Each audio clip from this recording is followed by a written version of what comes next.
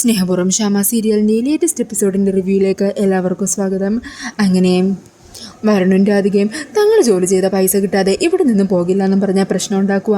അന്നേരം സുകുമാരി പറയണേ, നീ എന്താടാ എന്നെയാണോ ഭീഷണിപ്പെടുത്താൻ നോക്കുന്നത്? ഇതേ എൻ്റെ സെറ്റാണ്, ഞാൻ പൈസ കൊടുക്കുന്ന ജോലിക്കാരാ ഇവിടെയുള്ള എല്ലാവരും. അതുകൊണ്ട് നീ ഇവളെയും കൂട്ടി ഇവിടെ നിന്ന് ആവശ്യമില്ലാത്ത പ്രശ്നം ഉണ്ടാക്കിയാലുണ്ടല്ലോ, പിന്നെ രണ്ടും കൂടി നേരെ ചൊവ്വ ഇവിടെ നിന്ന് പോകില്ല. അന്നേരം വരുൺ പറയണേ, ഞങ്ങൾ ഇവിടെ നിന്ന് നേരെ ചൊവ്വ തന്നെ പോകും. പക്ഷേ പ്രശ്നം ഉണ്ടാക്കാൻ വരുന്നത് നിങ്ങളാണെങ്കിൽ നിങ്ങളെ ഞങ്ങൾ വെറുതെ വിടാൻ പോകുന്നില്ല. വെറുതെ കൂടുതൽ പ്രശ്നത്തിലേക്കൊന്നും പോകാൻ നിൽക്കാതെ നിങ്ങൾ മര്യാദക്ക് ഞങ്ങളുടെ കാശ് തന്നോ, ഞങ്ങൾ ഇവിടുന്ന് പോയിക്കോളാം. ഈ സമയം അവിടുത്തെ മാനേജറുണ്ടല്ലോ, അതെ അയാൾ സുകുമാരിയുടെയും പ്രിയങ്കയുടെ അരികിലേക്ക് എത്തുക. അതെ മാഡം, എന്താ ഇത്? അവർക്ക് അവരുടെ പൈസ കൊടുത്തൂടെ? അവർ ചെയ്ത് ജോലിക്കുള്ള കാശല്ലേ അവർ ചോദിച്ചുള്ളൂ, അത് കൊടുക്കാൻ നിങ്ങൾ ബാധ്യസ്ഥരല്ലേ? അന്നേരം മുത്തശ്വരനെ, എടോടോ താനേ ഞങ്ങളുടെ കൂടെയാണ് നിൽക്കേണ്ടത്, താനേ ഞങ്ങളുടെ മാനേജറാ, അല്ലാതെ ഞങ്ങളെ ചോദ്യം ചെയ്യാൻ താൻ വരണ്ട. അങ്ങനെ വന്നാലുണ്ടല്ലോ തന്നെ ഈ ജോലിയിൽ നിന്ന് തന്നെ ഞങ്ങൾ പറഞ്ഞു വിടും. അത് കേട്ടിട്ട് അയാൾ പേടി കൂടാതെ നിൽക്കുക. അതെ മാഡം, എന്നെ നിങ്ങൾ അങ്ങനെ ഭീഷണിപ്പെടുത്താമെന്നൊന്നും വിചാരിക്കേണ്ട കേട്ടോ. നിങ്ങൾക്ക് എന്നെ അങ്ങനെ ചുമ്മാ ഒരു കാരണമില്ലാതെ ഇവിടെ നിന്ന് പറഞ്ഞു വിടാനൊന്നും പറ്റില്ല. നിങ്ങളുടെ കയ്യിൽ നിന്ന് ശമ്പളം വാങ്ങുന്നു എന്ന് കരുതി നിങ്ങൾ കാണിക്കുന്ന എല്ലാ പോക്കർത്തരത്തിനും കൂടെ നിൽക്കാനൊന്നും എന്നെക്കൊണ്ട് പറ്റില്ല. അന്നേരം സുകുമാരി പറയണേ, എടോ ഇന്നലെ വരെ താൻ ഞങ്ങളുടെ ഭാഗത്ത് ഞങ്ങൾ പറയുന്നതനുസരിച്ച് നിൽക്കുമായിരുന്നല്ലോ, ഇന്ന് തനിക്ക് എന്തു പറ്റി? എന്താ ഒരു മലക്കം മറിച്ചില്? അന്നേരം അയാൾ പറയണേ, അതെ നിങ്ങൾ തരുന്ന കാശിന് ഞാൻ കൂറ് കാണിക്കുന്നു, നിങ്ങളുടെ കീഴിൽ ഞാൻ ജോലി ചെയ്യുന്നു, ആ ജോലി ഞാൻ ആത്മാർത്ഥത്തോട്ട് ചെയ്യുന്നു എന്ന് കരുതി നിങ്ങൾ കാണിക്കുന്ന എല്ലാ തോന്നിവാസങ്ങൾക്ക് മുമ്പിൽ കണ്ണടച്ച് നിൽക്കുകയാണെന്നും ഞങ്ങളെ കൊണ്ടാവില്ല. ഇവിടെ കൂടി നിൽക്കുന്ന എല്ലാവർക്കും അറിയാം ന്യായം ഇവരുടെ ഭാഗത്താണെന്ന്. അപ്പം ഞങ്ങൾ ന്യായത്തിൻ്റെ ഒപ്പം നിൽക്കുകയുള്ളൂ. അങ്ങനെ എല്ലാവരും തങ്ങൾക്കെതിരാകുവാണെന്ന് പ്രിയങ്കയും മുത്തശ്ശിയും തിരിച്ചറിയുവാണ്. തൽക്കാലം ഇതൊന്നും ഇനി അധികം പ്രശ്നത്തിലേക്ക് പോകണ്ടല്ലോ എന്ന് വിചാരിച്ച് സുകുമാരി എത്രയും പെട്ടെന്ന് തന്നെ പണം എടുത്ത് രാധികയ്ക്ക് കൈമാറുവാണ്. ഇതാ നിന്റെ കാശ്, ഈ കാശ് നിനക്ക് എന്നത് നീ അവനും കൂടി ഞങ്ങളെ വിരട്ടിയത് കൊണ്ടൊന്നുമല്ല. ഒന്നുമില്ലാതെ നിൽക്കുന്ന ദരിദ്രവാസികളുടെ മുമ്പിലേക്ക് സുകുമാരി സഹായങ്ങൾ നീട്ടുക മാത്രമേ ചെയ്യാറുള്ളൂ. അതുകൊണ്ട് ദാനം വിട്ട് തരുന്നതാണ് നിനക്കൊക്കെ ഈ പൈസ. അങ്ങനെ സുകുമാരിയുടെ വാക്കൊക്കെ കേട്ട് രാധിക പറയണേ, അതെ നിങ്ങളിപ്പോൾ ഈ പൈസ തന്നല്ലോ, എന്നിട്ട് പറഞ്ഞല്ലോ ദാനമാണെന്ന്. ഇത് നിങ്ങളുടെ ദാനമൊന്നുമല്ല, ഞങ്ങൾ പണിയെടുത്ത് കഷ്ടപ്പെട്ട് പണിയെടുത്തതിൻ്റെ കാശായത്. പിന്നെ നിങ്ങൾ ഇത്രയും നേരെ ഇവിടെ കിടന്ന് അഹങ്കരിച്ചത് കാരണം ഞങ്ങൾക്കും ചിലതൊക്കെ പറയാനുണ്ട്. ഇപ്പം നിങ്ങൾ ദാനം തരുന്നത് പോലെ ഞങ്ങളുടെ കയ്യിലേക്ക് വെച്ച് തന്ന ഈ പണം ഉണ്ടല്ലോ, ഇതൊക്കെ നിങ്ങൾക്ക് എങ്ങനെയാണ് ഉണ്ടായത്? ഞങ്ങൾ വന്നു കയറിയ നിമിഷം മുതൽ നിങ്ങൾ ഞങ്ങളെ പലതും പറഞ്ഞ് അപമാനിക്കാനായിട്ട് ശ്രമിച്ചു. അപ്പോഴൊക്കെ ഞങ്ങൾ മറുത്തൊന്നും പറഞ്ഞ് പ്രതികരിക്കാതെ നിന്നതേ ഞങ്ങളുടെ മര്യാദ കൊണ്ടാണ്. നിങ്ങളെപ്പോലെ ഇത്ര തരം താഴ്ന്ന രീതിയിൽ പ്രവർത്തിക്കണ്ടല്ലോ എന്ന് ഞങ്ങൾ തീരുമാനിച്ചത് കൊണ്ട് മാത്രമാണ്. ഇത് നിങ്ങളുടെ സാമ്രാജ്യമാണ്, നിങ്ങൾ എന്താണെന്ന് വെച്ചാൽ കാണിച്ചോട്ടെ എന്ന് വിചാരിച്ചാൽ ഇത്ര നേരം ഞങ്ങൾ മിണ്ടാതെ നിന്നത്. പക്ഷേ ഇപ്പോൾ സാധനങ്ങളൊക്കെ തിരികെ കൊണ്ടുവന്ന് ഞങ്ങൾ ഞങ്ങളുടെ ജോലി ഭംഗിയായി പൂർത്തിയാക്കി. ഇനി ഞങ്ങൾക്കും കുറച്ച് പറയാനുണ്ട്, അല്ലാതെ ഞങ്ങൾ ഇവിടെ നിന്ന് പോകുന്നില്ല. അല്ലേ വരുൺ? അതല്ലേ അതിൻ്റെ ശരി? പിന്നല്ലാതെ. ഇവിടെ കൂടി നിന്ന് എല്ലാവരും ഒരല്പനേരം ഇങ്ങോട്ടൊന്ന് ശ്രദ്ധിക്കണേ എന്ന് പറഞ്ഞാൽ വരുൺ എല്ലാവരുടെയും ശ്രദ്ധ ഇങ്ങോട്ടേക്ക് വിളിക്കുവാണ് കേട്ടോ. അങ്ങനെ എല്ലാവരും അവർക്ക് ചുറ്റും കൂടി നിൽക്കുവാണ്. അന്നേരം മുത്തശ്വരനെ, ഡാ നീയൊക്കെ എന്താടാ കാണിക്കുന്നത്? ഇതേ ഞങ്ങളുടെ സെറ്റാണ്, മര്യാദയ്ക്ക് ഇവിടെ നിന്ന് ഇവളും കൂട്ടി പൊക്കോ. അന്നേരം വരുൺ പറയണേ, അല്ലെങ്കിലും ഞങ്ങൾ ഇവിടെ നിൽക്കാനോ അഭിനയിക്കാനോ ഒന്നും പോകുന്നില്ല, ഞങ്ങളിവിടെ നിന്ന് പോകാൻ തന്നെ നിൽക്കുക. എന്താണെങ്കിലും ഇത്രയും നേരം നിങ്ങളിവിടെ നടത്തിയ പെർഫോമൻസിന് എന്തെങ്കിലും ഒന്ന് ഞങ്ങളുടെ ഭാഗത്തുനിന്ന് തിരിച്ചു തരണ്ടേ? ഞാനിവരോടൊക്കെ ഒന്ന് സംസാരിച്ചോട്ടേന്നേ. ദേ ഇപ്പം നിങ്ങളുടെ മുമ്പിൽ മുതലാളിമാരായി നിൽക്കുന്ന ഈ രണ്ടുപേരും മുമ്പ് ആരായിരുന്നെന്നറിയോ? എന്താ ഇവർ ഞങ്ങളോട് കാണിച്ചതെന്നറിയോ? എല്ലാം ഞാൻ വിശദമായിട്ട് പറയാം. ഇത് എൻ്റെ ഭാര്യ, ഞാൻ താലി കെട്ടിയ എൻ്റെ പെണ്ണ് രാധിക. ഈ രാധികയുടെ അനിയത്തിയാണ് ഇവിടെ നിൽക്കുന്ന ഈ പ്രിയങ്ക. ഇവരുടെ രണ്ടുപേരുടെയും മുത്തശ്ശിയാണ് ദേ ഈ കോമാളിത്തരം മുഴുവൻ കാണിക്കുന്ന ഈ സുകുമാരിയമ്മ. രാധികയെ ഞാൻ ഒരുപാട് സ്നേഹിച്ചിരുന്നു. രാധികയുടെ കഴുത്തിൽ നാട്ടുകാരെ കാണുക ഞാൻ താലി കെട്ടുകയും ചെയ്തിരുന്നു. എന്നാൽ ഈ മുത്തശ്ശി എന്താ ചെയ്തതെന്നറിയോ? രാധികയ്ക്ക് പകരം പ്രിയങ്കയെ എൻ്റെ ഭാര്യയാണെന്നും പറഞ്ഞ് എൻ്റെ മണിയറയിലേക്ക് പറഞ്ഞയച്ചു. ഞാനവളുടെ കഴുത്തിൽ താലി കെട്ടിയിട്ടില്ലെന്നും എനിക്കവളെ കണ്ണെടുത്താൽ കണ്ടുവിടുന്നും എൻ്റെ മനസ്സിൽ മുഴുവൻ രാധികയാണെന്നും ഇവൾക്കും നല്ലപോലെ അറിയാം. പക്ഷേ എൻ്റെ കുടുംബത്തിലെ സമ്പത്ത് അനുഭവിക്കാനും എൻ്റെ വീട്ടിൽ വന്ന് മരുമകളായിട്ട് സുഖിച്ച് ജീവിക്കാനും വേണ്ടി ഇവളുകളുടെ മുത്തശ്ശിയും ചേർന്ന് കുറേ കള്ള നാടകങ്ങൾ എൻ്റെ വീട്ടുകാരുടെ മുമ്പിലും ഇയാളുടെ വീട്ടുകാരുടെ മുമ്പിലും നടത്തി രണ്ട് വീട്ടുകാരെയും ഭീഷണിപ്പെടുത്തി ഇവളെ എൻ്റെ ഭാര്യയാക്കാൻ തന്നെ ഇവർ തീരുമാനിച്ചു. എൻ്റെ ജീവിതത്തിൽ നിന്ന് ഒഴിഞ്ഞു പോകാനായിട്ട് 5 കോടി രൂപ ഇവൾ ആവശ്യപ്പെട്ടു.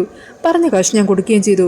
എന്നാൽ ആ കാശ് തൊലച്ചു കളഞ്ഞിട്ട് ഇവൾ വീണ്ടും എൻ്റെ ജീവിതത്തിലേക്ക് തന്നെ ഇടിച്ചു കയറി വന്നു. കൂടെ ശകുനത്തരങ്ങളുമായിട്ട് ഇവരുടെ ഈ മുത്തശ്ശിയും കൂടെ വന്നു. അന്നേരം സുകുമാരിയും പ്രിയങ്കയാണെങ്കിൽ എല്ലാവരുടെ മുമ്പിൽ നാണം കെട്ട തൊലിയൊരിഞ്ഞ് നിൽക്കുവാണ് കേട്ടോ. സുകുമാരി പറയണേ, മതി നിർത്തടാ, മര്യാദയ്ക്ക് ഇവിടെ നിന്ന് പോകുന്നതാണ് നിനക്ക് നല്ലത്. മുത്തശ്ശി, എന്താണെങ്കിലും ഞാൻ ഇത്രയും പറഞ്ഞില്ലേ, ഇനി ബാക്കി കൂടി ഒന്ന് പറയട്ടേന്നേ. അങ്ങനെ എത്രയൊക്കെ ചെയ്തിട്ടും ഇവരുടെ ശല്യം ഒഴിഞ്ഞു പോകാതെ ഇവർക്ക് ചെയ്യാൻ പറ്റാവുന്ന സകല ദ്രോഹങ്ങളും ഞങ്ങളോട് ചെയ്തു കൂട്ടി അവസാനം ഇവിടെ നിന്ന് ഒഴിഞ്ഞു പോകാനായിട്ട് 25 കോടി രൂപയാണ് ഞാൻ ഇവളുടെ കയ്യിലേക്ക് എണ്ണി വെച്ച് കൊടുത്തത്. നിങ്ങൾക്കിപ്പോൾ ഇവർ ദിവസവും ശമ്പളം തരുന്നുണ്ടല്ലോ, അതെ, ഞാൻ കൊടുത്ത ആ കാശിൻ്റെ ബലത്തിലാണ് ഇവളെൻ്റെ ജീവിതത്തിൽ നിന്ന് ഒഴിഞ്ഞു പോകാനായിട്ട് ഞാൻ കൊടുക്കേണ്ടി വന്നത് 25 കോടി രൂപയാണ്. ആ പൈസയുടെ അഹങ്കാരത്തിലാണ് ഇപ്പോൾ ഇവർ കിടന്ന് നിഗളിക്കുന്നതും ഞങ്ങളെ ഇവിടെ നിന്നും ജീവനോടെ പറഞ്ഞു വിടില്ല എന്ന് പറഞ്ഞ് വെല്ലുവിളിക്കുന്നതും ഒക്കെ. അന്നേരം രാധിക പറയുന്നുണ്ട്, ഇവർ കാണിച്ച ക്രൂരതകൾക്കൊക്കെ ഫലമായിട്ട് ഞങ്ങൾക്ക് പലതും നഷ്ടപ്പെടേണ്ടി വന്നിട്ടുണ്ട്. പലതും നഷ്ടപ്പെട്ട് ഇപ്പം ഞങ്ങളിൽ കഴിയുന്ന ചെറിയൊരു ബിസിനസ് നടത്തി ഞങ്ങൾ ജീവിച്ചു വരുവാണ്. എന്നാൽ അത് കണ്ടിട്ടും അസൂയ മൂത്ത് ഈ മുത്തശ്ശിയും കൊച്ചുമോളും കൂടി എന്താ ചെയ്തതെന്നറിയോ? ഇവിടുത്തെ പ്രൊഡക്ഷൻ കൺട്രോളുടെ കള്ളം പറഞ്ഞ് ഞങ്ങളുടെ അടുക്കിലേക്ക് അയക്കുകയും എന്താ പരിപാടിയെന്ന് പോലും വ്യക്തമായിട്ട് പറയാതെ ഞങ്ങൾ കൊണ്ട് ഇവിടെ വന്ന് ഫുഡ് ഡെലിവറി ചെയ്യുകയും ചെയ്തു. ഞങ്ങളെ മാറ്റിയും തിരിച്ചും പലതവണ ചോദിച്ചു എങ്ങോട്ടേക്കാണെന്ന്. അപ്പോഴൊന്നും ഇയാൾ ഞങ്ങളോട് കാര്യം പറഞ്ഞില്ല. അതിവരുടെ നിർദ്ദേശപ്രകാരം തന്നെയാണ്. ഇവർ ഞങ്ങളെ മനഃപൂർവ്വം അപമാനിക്കാൻ വേണ്ടി തന്നെയാണ് ഇങ്ങോട്ട് വിളിച്ചുകൊണ്ട് വന്നത്. പക്ഷേ ഞങ്ങൾക്കിതൊന്നും അപമാനമായിട്ട് തോന്നുന്നില്ല. എന്ത് ജോലി ചെയ്യുവാണെങ്കിലും അത് ആത്മാർത്ഥതയോടെ ചെയ്യുകയാണെങ്കിൽ അതിൽ ഒരിക്കലും അപമാനം തോന്നേണ്ട കാര്യമുണ്ടാവില്ല. അതുകൊണ്ട് തന്നെ ഞങ്ങളെ ഏൽപ്പിച്ച ജോലി ഭംഗിയായി പൂർത്തിയാക്കി തല ഉയർത്തിപ്പിടിച്ച് തന്നെ ഇവിടെ നിന്ന് പോകുന്നത്. എന്നാണെങ്കിലും ഇത്രയൊക്കെ പറഞ്ഞു കഴിഞ്ഞപ്പോൾ ഒരു സമാധാനമായി. അല്ല രാധികേ, എന്നാൽ പിന്നെ ഞങ്ങൾ ഇറങ്ങുവാണ്. കുറച്ചു മുമ്പ് ഞങ്ങൾ ഇറങ്ങാൻ നേരം നിങ്ങൾ വെല്ലുവിളിച്ചല്ലോ. 1 മിനിറ്റ് ഞാൻ നിങ്ങൾക്ക് തരുവാ. ഇനി എന്തെങ്കിലും വെല്ലുവിളിക്കാനുണ്ടെങ്കിൽ വിളിച്ചോ. അങ്ങനെ വിളിച്ചതിന് ശേഷം പകരം നിങ്ങളുടെ 2 പേരുടെയും കാലെ തല്ലി ഒടിച്ചിട്ട് ഞാനിവിടെ നിന്ന് ഇറങ്ങുള്ളൂ. എന്താ ഇപ്പം മിണ്ടാട്ടുമില്ലേ? അങ്ങനെ 2 പേരും നാണം കെട്ട് തലയും താഴ്ത്തി നിൽക്കുവാണ്. ഈ സമയം വരണാണെങ്കിൽ രാധികയെ ചേർത്ത് പിടിച്ച് സ്കൂട്ടിയിൽ അവിടെ നിന്നും പോകുവാണ് കേട്ടോ. അങ്ങനെ ആൾക്കാരെല്ലാവരും പ്രിയങ്കേനെ സുകുമാരിയെ നോക്കി ചിരിച്ച് കളിയാക്കുവാണ്. അവരാണെങ്കിൽ ആകെ നാണം കെട്ട് നിൽക്കുവാണ്. പിന്നീട് കാണിക്കുന്നത് കണിമംഗലം കേട്ടോ. അവിടെ ജയഭാരതി മുത്തശ്ശിക്കാണെങ്കിൽ തീരെ വയ്യാതെ കട്ടിലിൽ നിന്ന് ഇറങ്ങാൻ നേരം പെട്ടെന്ന് നിലത്തേക്ക് തന്നെ വീണു പോകുവാണ്. സ്വന്തമായിട്ട് ആരുടെ സഹായമില്ലാതെ അവിടെ നിന്ന് എണീക്കാൻ പോലും പറ്റാതെ നിലത്ത് തണുത്ത് വരച്ച് കിടക്കുവാണ് കേട്ടോ മുത്തശ്ശി. ഈ സമയം മുത്തശ്ശിയാണെങ്കിൽ അവിടെ കിടന്ന് ഉർവശിനെയും കൽപ്പനേനെയൊക്കെ വിളിക്കുവാണ്. അന്നേരം അവിടെ ഹാളിലിരിക്കുമായിരിക്കും. അങ്ങനെ കൽപ്പന അത് കേട്ട് അവിടെ നിന്ന് എണീറ്റ് പോകാൻ നോക്കുക. അന്നേരം ഉർവശി ചോദിക്കണേ, നീ ഇതെങ്ങോട്ടാ? മുത്തശ്ശി വിളിക്കുന്നത് കേട്ടില്ലേ? ഇന്നലെ തൊട്ടേ മുത്തശ്ശിക്ക് തീരെ വയ്യായിരുന്നു. ഞാൻ തൊട്ട് നോക്കിയപ്പോഴേ നല്ല ചുട്ടുപൊള്ളുന്ന ചൂടുമുണ്ട്. എന്തെങ്കിലും പറ്റിയിട്ടുണ്ടെങ്കിലോ? ഞാൻ എന്നോ നോക്കിയിട്ട് വരാം. നീ അവിടെ ഇരിക്കും. നീ എന്താ അവരിത്രയും നാൾ നമ്മളോട് ചെയ്തതൊക്കെ മറന്നോ? രാധികേനെയും വരുണേയും തലയിലെടുത്ത് വെച്ച് നമ്മളെ അപമാനിക്കാവുന്നിടത്തെല്ലാം അപമാനിച്ചില്ലേ? ദ്രോഹിക്കാവുന്നതിൻ്റെ മാക്സിമം ദ്രോഹിച്ചില്ലേ? അതിൻ്റെയൊക്കെ ശിക്ഷയാണ് അവരിപ്പോൾ അനുഭവിച്ചുകൊണ്ടിരിക്കുന്നത്. ഏട്ടനും ഏട്ടത്തെയും കൂടി പിന്നെ നാട് ചുറ്റാൻ പോയിരിക്കുവാണല്ലോ. ഇപ്പോൾ അവരിവിടെ നിന്ന് അനുഗ്രഹിച്ച് പറഞ്ഞു വിട്ടത് തെറ്റായിപ്പോയെന്നോർത്ത് വിലപിക്കുന്നുണ്ടാവും. ഈ സമയം മുത്തശ്ശി വീണ്ടും വിളിക്കുന്നുണ്ട്, ഉർവശി, കൽപ്പനെ, എനിക്ക് തീരെ വയ്യാം. അന്നേരം ഉർവശിയാണെങ്കിൽ അതൊന്നും മൈൻഡ് ചെയ്യാതെ ഇരിക്കുവാണ്. ഈ സമയം കൽപ്പന പറയണേ, ചെറിയമ്മേ, നമുക്കൊന്ന് പോയി നോക്കാം. എന്തെങ്കിലും വയ്യായ്ക തോന്നിയിട്ടാണെങ്കിലോ? എൻ്റെ കൽപ്പനെ, നിനക്ക് അടുക്കളയിൽ 100 കൂട്ടം ജോലിയുണ്ട്. നീ പോയി അത് ചെയ്തേ. എൻ്റെ ചെറിയമ്മേ, എനിക്ക് വയ്യ. ജോലിയെടുത്ത് ഞാൻ മടുത്തു. അധികാരമൊക്കെ കിട്ടിയ സമയത്ത് ചെറിയമ്മ എന്തൊക്കെയാണ് പറഞ്ഞത്? എന്നെയും എല്ലാത്തിനും കൂടെ നിർത്തിക്കോളാന്നൊക്കെ പറഞ്ഞിട്ട് ഇപ്പോൾ ചെറിയമ്മയും ചെറിയച്ഛനും വളരെ മോശമായ രീതിയിലാണ് എന്നോട് പെരുമാറുന്നത്. ഒരു ജോലിക്കാരിയെ വെച്ചാൽ തീരാവുന്ന പ്രശ്നമല്ലേ ഉള്ളൂ. എൻ്റെ കൽപ്പനെ, ഒരു ജോലിക്കാരി വെക്കുവാണെങ്കിൽ എത്ര രൂപയൊക്കെയാവും? ഒരു 10-15,000. പക്ഷെ നമുക്ക് നല്ല രീതിക്കുള്ള ഭക്ഷണമൊക്കെ ഉണ്ടാക്കി തരണ്ടേ? അപ്പോൾ കുറച്ചുകൂടി സാലറി കൂടും അല്ലേ? ഒരു 20,000 ഒക്കെ. ഞാനെന്നാ ഒരു ഏജൻസി വിളിച്ച് നല്ല ആൾ നോക്കട്ടെ ചെറിയമ്മേ. നീ നോക്കിക്കോ. പക്ഷെ നോക്കിക്കഴിഞ്ഞ് അയാളിവിടെ എത്തുമ്പോൾ അവർക്കുള്ള സാലറിയും കൂടി നീ അങ്ങ് കൊടുത്തേക്കണം. ഞാനോ? നീ അല്ലെങ്കിൽ വേണ്ട, നിൻ്റെ ഭർത്താവിനോട് പറയും. എന്താ ചെറിയമ്മേ പറയുന്നത്? അതിന് സൂര്യയ്ക്ക് ഇപ്പം നല്ലൊരു ജോലി പോലും ഇല്ലല്ലോ. ഇല്ലല്ലോ, അക്കാര്യം നിനക്ക് ഓർമ്മയുണ്ടല്ലോ. അങ്ങനെയുള്ളപ്പോഴേ ഈ കുടുംബത്തിൻ്റെ ഉടമ ആഗ്രഹിക്കുന്നത് പോലുള്ള കാര്യങ്ങളൊന്നും നീ ആഗ്രഹിക്കാൻ നിൽക്കണ്ട. അങ്ങനെ നീ നോക്കിയിട്ടുണ്ടെങ്കിലും ഒരു കാര്യമില്ല, ഒന്നും നടക്കാൻ പോകുന്നില്ല. അതുകൊണ്ട് വായി നോക്കി നിൽക്കാതെ നീ പോയി പറഞ്ഞ് ജോലി ചെയ്യ്. അടുക്കളയിലെ ഒരു കുന്നു ജോലി കിടപ്പുണ്ട്. എന്താ ഇങ്ങനെ നോക്കി നിൽക്കുന്നേ? പോയി ജോലി എടുക്കാൻ. അങ്ങനെ കൽപ്പനയാണെങ്കിൽ ദേഷ്യത്തിൽ അടുക്കളയിലേക്ക് പോകുവാണ്. പിന്നീട് രാധിക അവിടെ ലൊക്കേഷനിൽ നടന്ന കാര്യങ്ങളെല്ലാം അച്ഛനോടും അമ്മയോടും പറയുവാണ് കേട്ടോ. അതൊക്കെ കേട്ട് 2 പേരും ഞെട്ടലോട് കൂടി നിൽക്കുക. എന്നാലും എന്തൊക്കെ ദ്രോഹമാണ് അമ്മ കാണിച്ചു കൂട്ടുന്നത്? ഏതാന്ന് പറയാതെ നിങ്ങൾ അവിടെ എത്തിക്കുക. അവിടെ എത്തി അപമാനിക്കാൻ ശ്രമിക്കുക. അമ്മയ്ക്ക് ഇത്രയൊക്കെ ആയിട്ടും മതിയായിട്ടില്ല അല്ലേ? എന്തൊക്കെയാണ് ദൈവട്ടി കേൾക്കുന്നത്? അമ്മ എന്തൊക്കെയാണ് കാണിച്ചു കൂട്ടുന്നത്? ഇത്രയൊക്കെ അമ്മയുടെ മനസ്സ് അതപ്പതിച്ച് പോയെന്നാണ് ഞാൻ ആലോചിക്കുന്നത്. പണം ഉണ്ടല്ലോ ആവശ്യത്തിന്. അപ്പോൾ അതിൻ്റെ അഹങ്കാരത്തിൽ എന്ത് വേണമെങ്കിലും കാണിച്ചു കൂട്ടാന്ന് കരുതി കാണും. വരുണിനെ അവിടെ പോയതും അവരപമാനിച്ചതൊക്കെ വല്ലാതെ വിഷമമായിട്ടുണ്ടാകുമല്ലോ. അന്നേരം രാധിക പറയണേ, ഇല്ലച്ചാ, അവരുടെ വിചാരം എന്തായിരുന്നെന്നറിയോ?